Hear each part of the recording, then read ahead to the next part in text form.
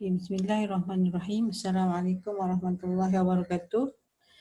Okey, seterusnya kita sambung perbincangan kepada perkara yang kedua iaitu zaman Khulafa Ar-Rashidin. Okey. Yang pertama adalah kaedah-kaedah pembentukan hukum. Contoh-contoh ar-ra'yi para sahabat, ikhtilaf dalam ar-ra'yi. Yang keempat adalah sebab berlaku ikhtilaf pada zaman Khulafa Ar-Rashidin serta ciri-ciri ikhtilaf pada zaman ini. Okey. Apa itu zaman Khulafa Ar-Rashidin?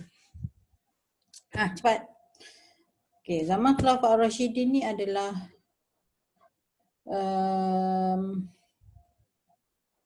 empat individu, empat sahabat yang dilantik menjadi Khulafa Ar-Rashidin. Kan? Empat sahabat ini telah dilantik kerana mereka mempunyai kelayakan yang tersendiri untuk memimpin masyarakat Islam selepas kewafatan Nabi Muhammad SAW. Betul? Jadi mereka di antaranya adalah, yang pertama adalah Khalifah Ar-Rashidin yang pertama ialah Abu Bakar, yang kedua adalah Umar Al-Khattab, yang ketiga Uthman dan yang keempat adalah Ali bin Abi Thalib. Okay. Kita pergi kepada kaedah pembentukan hukum.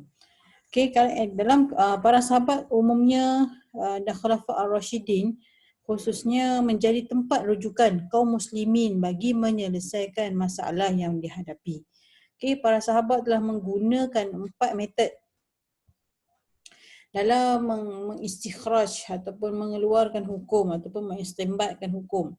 Yang pertama melihat kepada Al-Quran, yang kedua merujuk kepada Al-Hadis, yang ketiga adalah ijma' sahabah dan yang keempat adalah ijtihad sahabat. Okey, yang pertama saya rasa dah jelas seperti mana saya jelaskan tadi. Mereka pasti akan merujuk Al-Quran dan juga As-Sunnah kerana kedua-dua sumber ini tidak dapat dipisahkan di antara satu sama lain. Kan? So dalam menggali hukum ataupun mencari hukum yang baru yang masih belum ada jawapan dia, maka lazimnya para sahabat Khulafa Ar-Rashidin ini akan merujuk kepada Al-Quran dan juga hadis. Yang seterusnya, yang ketiga ialah ijma' sahabat. Di mana jika sesuatu perkara tidak terdapat dalam nas Al-Quran dan Al-Hadis, mereka akan mengadakan mesyuarat antara ahli kalangan para sahabat.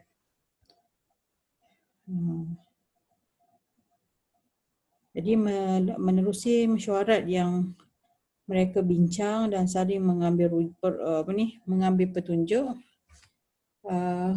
tentang masalah yang dihadapi. Maksudnya apa beza ijma' sahabat dengan ijtihad sahabat? Ijma' sahabat adalah perkara yang telah diijma'kan, perkara yang telah disepakati oleh semua para sahabat. Kalau kamu pergi ke dalam library AI tu, dia ada satu kitab iaitu Al-Ijma'. Kitab Al-Ijma' ni adalah menghimpunkan perkara-perkara yang telah diijma'kan oleh para sahabat. Yang tidak ada pun, ijma' ni adalah tidak ada seorang ulama pun yang menafikan perkara tersebut. Itu adalah ijma' sahabat. Maksudnya perkara itu telah disepakati bersama.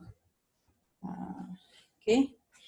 Namun berbeza dengan kaedah yang ketiga, kalau tak ada juga kat ijma' sahabat, maka dia orang akan berijtihad lah.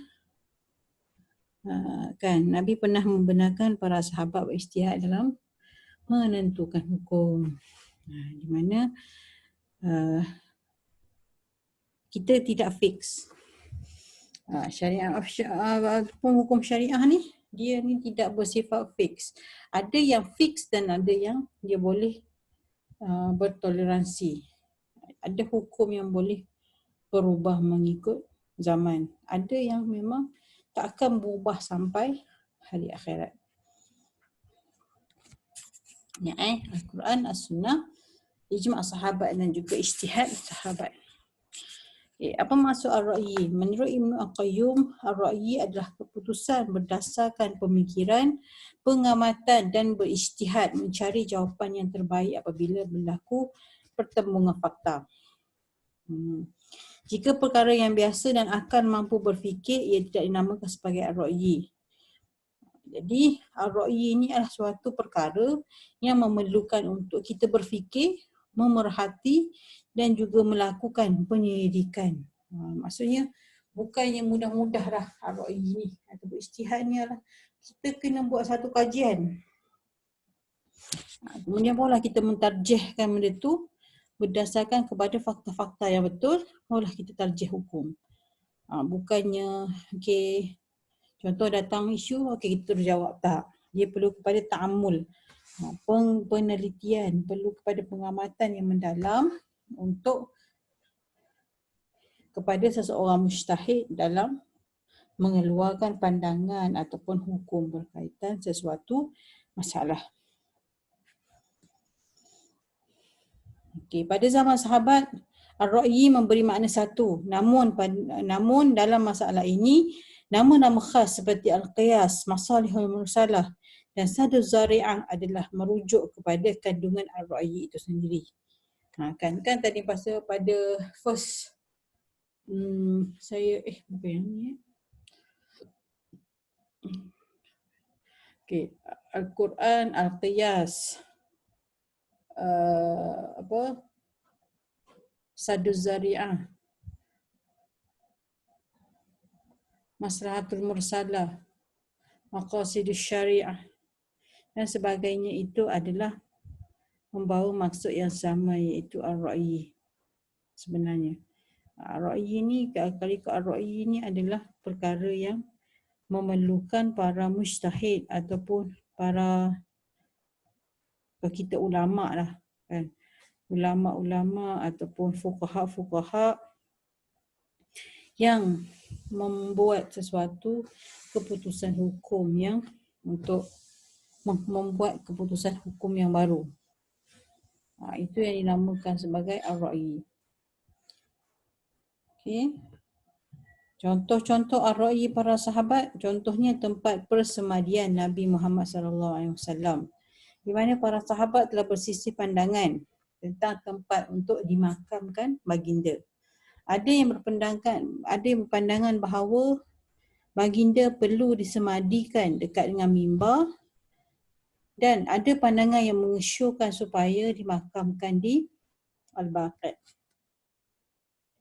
Jadi Abu Bakar menyatakan pandangan dia kata jenazah baginda hendaklah disemadikan di tempat mana baginda menghembuskan nafas yang terakhir.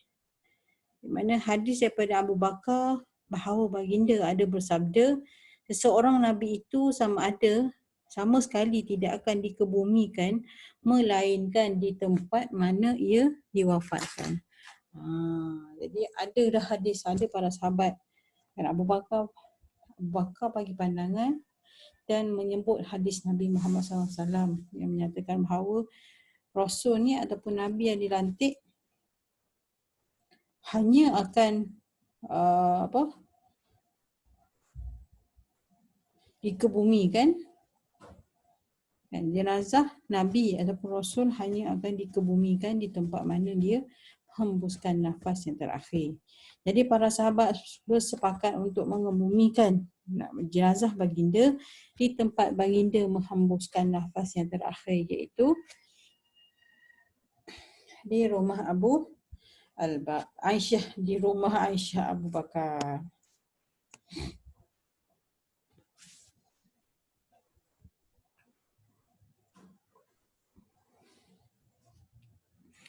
Contoh yang seterusnya adalah memerangi golongan enggan yang membayar zakat.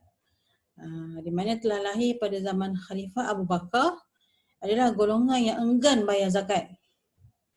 Mana beliau menegaskan untuk memerangi mereka biarpun peringkat awalnya bercanggah dengan pandangan Umar Abu Bakar. Maksudnya ada golongan yang tak nak bayar zakat. Itu pada zaman Khalifah Abu Bakar. Jadi Abu Bakar ni nak memerangilah diorang. Walau bagaimanapun, Umar kata golongan ini tidak boleh diperangi atas alasan mereka mengucapkan 2 kalimah syahadah. Walau bagaimanapun, Abu Bakar tetap dengan pendirian dia serta berhujah zakat dengan sembahyang tidak dapat dipisahkan. Dan sesiapa yang memisahkannya dikira murtad dan boleh diperangi. Dengan petunjuk Allah Subhanahu Wa Taala, ijtihad serta pendirian Abu Bakar mendapat pendekatan, persepakatan semua sahabat-sahabat yang lain. Okey. Itu contoh yang kedua lah. Okey. Contoh yang ketiga tentang iddah wanita yang berhaid. Di mana para sahabat juga bersisih pandangan tentang iddah wanita yang berhaid ataupun yang diceraikan ataupun ditalakkan oleh seorang suami. Di mana wal mutallaqat yatarabbasna bi anfusihinna salasata quru'. Dan isteri-isteri yang diceraikan itu hendaklah menunggu dengan menahan haid ataupun menahan diri mereka dari berkahwin selama 3 kali suci. Okay, Ibnu Bakar, Ibnu Umar, Aisyah dan Zaid bin Sabit berpandangan al-quru' itu bermaksud suci. Wanita boleh berkahwin dengan mana-mana lepas suci, maksudnya dah bersih daripada haid yang ketiga, maka wanita itu boleh berkahwin dengan mana-mana lelaki pilihan dia. Walau bagaimanapun, Umar dan Ibnu Mas'ud mentafsirkan al-quru' itu sebagai haid.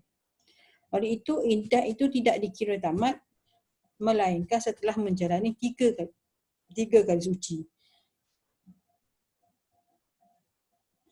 Jadi iddah wanita tersebut akan berakhir setelah ia mandi ataupun suci daripada haid ketiga selepas diceraikan. Maksudnya ada 2 pandangan. Pandangan yang pertama tadi dia kata apabila masuk haid kali yang ketiga, maka dia dah suci lah daripada iddah. Dan tetapi ada pandangan yang kedua mengatakan bahawa iddah itu hanya habis apabila orang tu dia dah bersih daripada haid yang dia dah ada. Maksudnya habis dah haid, dah bersih, barulah ia dianggap sebagai suci daripada iddah yang ketiga. Satu perkataan je iaitu quru'. Salah satu quru', suci. Jadi suci itu adakah dari haid, masa haid ataupun selepas tempoh haid. Okey, ikhtilaf dalam ar-ra'yi. Dalam kalangan para sahabat yang banyak menggunakan ar-ra'yi adalah Sayyidina Umar, Ali dan Abdullah ibn Mas'ud. Manakala dalam kalangan para sahabat yang kurang menggunakan ar-ra'yi adalah Abdullah ibn Umar, Abdullah ibn Amr al-As dan juga Zubair al-Awwam. Maka terbentuklah 2 aliran dalam fiqh iaitu yang banyak menggunakan ar-ra'yi dan juga tidak adalah. Jadi memang daripada, maksudnya ada dalam kalangan para sahabat yang banyak yang suka guna ar-ra'yi, berijtihad, dan ada juga dalam kalangan sahabat yang tidak mahu berijtihad. So dia orang hanya banyak berpegang kepada ijma' sahabah, Al-Quran dan juga As-Sunnah. Dia orang lebih pegang kat situ. So sebab itulah dia berpecah kepada 2. So sebab itulah kalau kita tengok berlaku perbezaan pandangan itu adalah perkara yang biasa. Cuma bagaimana untuk mengharmonikan 2 pandangan itu, maka memerlukan kepada ijtihad ataupun pentafsiran yang barulah dalam dunia akademik ataupun dalam dunia ilmuwan Islam. Okay, ini adalah sebab-sebab kenapa ikhtilaf berlaku pada zaman Khulafa' ar-Rashidin. Yang pertama kerana sunnah masih belum dibukukan. Jadi bila sunnah ataupun hadis itu masih belum dibukukan, maka dia boleh membawa kepada berbagai pentafsiran lah. Seperti mana contoh tentang iddah ataupun quru terhadap ibu hamil yang kematian suami. Yang kedua, ikhtilaf berlaku kerana mereka tidak yakin dengan sesuatu maklumat sunnah yang sampai kepada mereka. Dan apabila sunnah belum dibukukan, maka akan berlaku percanggahan pandangan lah, dan tidak yakin terhadap sunnah yang sampai kepada mereka. Yang ketiga, ikhtilaf dalam memahami nusus ataupun nas. Kan? Ada juga dalam kalangan ni adalah berbeza mentafsirkan nas ataupun nas-nas sama ada Al-Quran dan juga As-Sunnah. Yang keempat, ikhtilaf dalam masalah yang tiada nas. Tadi ada nas, yang ni kalau tak ada nas lagilah mereka berlaku percanggahan pandangan. Kerana setiap orang, setiap ulama itu mempunyai hujah yang berbeza-beza. Jadi berlakulah pandangan, perbezaan pandangan. Walau bagaimanapun kamu kena ingat bahawa ikhtilaf yang berlaku pada zaman Khulafa' ar-Rasyidin ini masih lagi kecil lantaran sebab mereka masih lagi mengamalkan konsep Asyura. Maksudnya mereka masih lagi bermusyawarah dan mampu untuk mengeluarkan fatwa. Okay. Conclusionnya adalah ikhtilaf yang berlaku pada zaman sahabat ini tidak terlalu banyak berbanding dengan generasi selepas-lepasnya. Dan tabi'in. Yang tu lagilah berlaku banyak-banyak pandangan. Di mana mereka sentiasa mematuhi perintah Rasulullah supaya menjauhi ikhtilaf sedaya mungkin bagi mengelakkan tergugaknya kesatuan ummah. Sabda baginda, janganlah berselisih faham kerana ia boleh menyebabkan berselisihnya hati-hati kamu. Justeru, para sahabat sentiasa mengambil sikap yang berhati-hati dalam mengeluarkan pandangan ataupun melakukan sesuatu agar tidak berlaku ikhtilaf dalam kalangan mereka. Namun ikhtilaf tetap juga berlaku pada zaman tersebut tetapi dalam jumlah yang sangat minima dan diuruskan dengan mengikut adab-adab ikhtilaf. Okeylah, jika ada sebarang pertanyaan boleh WhatsApp pula, boleh PM melalui Spektrum. Itu sahaja saya rasa untuk kuliah pada minggu ini.